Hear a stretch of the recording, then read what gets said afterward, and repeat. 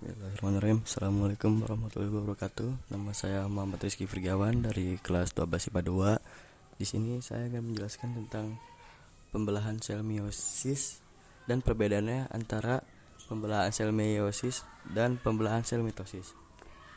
Pertama, teman-teman tahu nggak sih apa itu sel meiosis? Nah, pembelahan meiosis itu adalah pembelahan meiosis atau pembelahan reduksi adalah pembelahan sel yang menghasilkan 4 sel anakan yang memiliki masing-masing setengah dari jumlah kromosom sel induk, atau jumlah kromosom yang dimiliki oleh sel anakan adalah N atau yang disebut juga haploid. Nah, selanjutnya ada mitosis. Teman-teman udah tahu belum mitosis itu apa?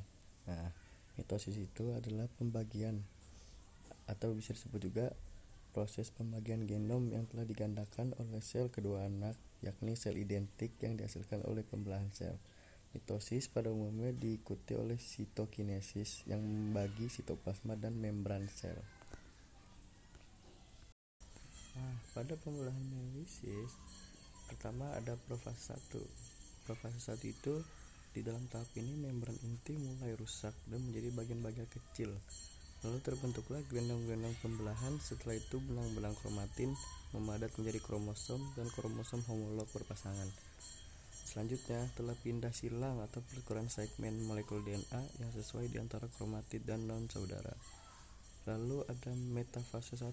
Tahapan ini pembelahan meiosis 1. Selanjutnya adalah metafase 1. Dalam tahap ini kromosom homolog mulai tersusun rapi di bagian ekuator yang tersusun di atas lempeng metafase. Setelah itu, serat spindel menempel pada 2 sentrometer di setiap kromosom homolog. Selanjutnya ada anafase 1. Tahap selanjutnya adalah anafase 1. Dalam tahap ini, kromosom homolog akan berpisah menuju kutub yang saling berlawanan akibat tarikan dari benang gelendong. Selain itu, di tahap anafase 1 juga akan terjadi reduksi kromosom.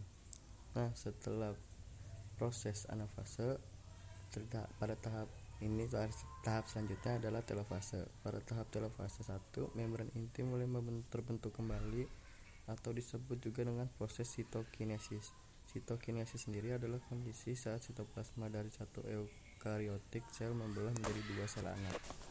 Nah, setelah menghadapi tahap 1, lalu muncullah profase 2, tahapan pembelahan meiosis kedua. Yang pertama adalah profase 2. Dalam tahapan ini, sentrosom membelah menjadi 2 sentriol yang akan bergerak ke kutub sel yang berlawanan. Kromatid pun selanjutnya mulai bergerak ke bidang pembelahan. Selanjutnya ada metafase 2. Dalam tahapan ini, metafase 2, kromosom berjejer rapi pada bidang pembelahan atau ekuator. Setelah itu akan tersusun benang-benang spindel yang salah satu ujungnya melekat pada sentromer, sedangkan ujung lainnya ke arah yang berlawanan. Setelah proses metafase, lanjut ke anafase 2. Pada tahap anafase 2, kromatid terpisah dan bergerak ke kutub-kutub yang berlawanan. Kromatid yang sudah berpisah ini pun resmi disebut sebagai kromosom. Selanjutnya ada telofase 2. Telofase 2 merupakan tahap akhir dari semua proses yang terjadi pada tahap ini. Nukleus mulai terbentuk, membran inti mulai terlihat dan benang-benang spindel menghilang, serta kembali terjadi proses sitokinesis. Normalnya di proses akhir ini akan ada 4 sel anak yang terbentuk. Lalu apa bedanya sih pembelahan mitosis dengan meiosis? Nah, perbedaan pembelahan mitosis dan meiosis adalah kalau pembelahan mitosis itu terlibat pada pembentukan sel-sel induk yang bersifat diploid, sedangkan pembelahan meiosis terlibat pada proses perubahan sel-sel induk sel gamet menjadi sel-sel gamet yang bersifat haploid.